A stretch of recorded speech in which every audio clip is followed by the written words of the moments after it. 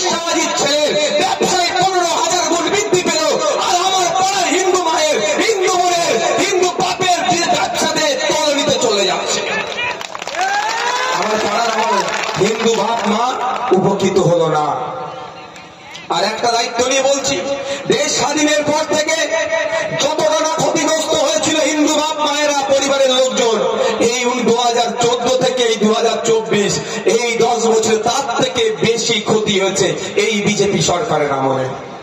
ঠিক একটু এগিয়ে চলে আসুন আমাদের রাজ্যে।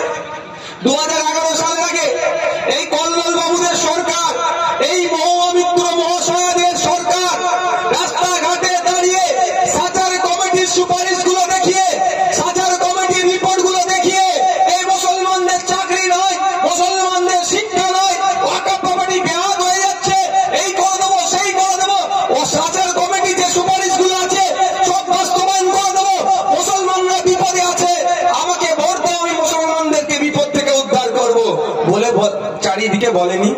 2011 সালের আগে মুসলিম সমাজের মানুষরা ভাবলেন এবার হয়তো কেউ রক্ষাকর্তা এসেছে, হয়তো এবার মুসলমানরা বাঁচবে, চাকরিতে বেড়ে যাবে, শিক্ষাতে মুসলমানদের লাভ হয়ে যাবে। কিন্তু দুঃখের বিষয়, একটু তথ্য তুলে দেখুন, 2011 সালের আগে সরকারি চাকরিতে, পশ্চিমবাংলা সরকারের চাকরি 100 জন থাকলে 4 জন মুসলিমের উপস্থিতি ছিল।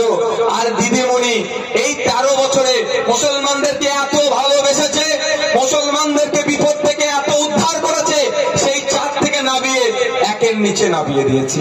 বলছে মুসলমানদের চাকরি করবে, কত কষ্ট করতে হবে না। এত কষ্ট কেন করবে? মুসলমানের চাকরি করবে কেন?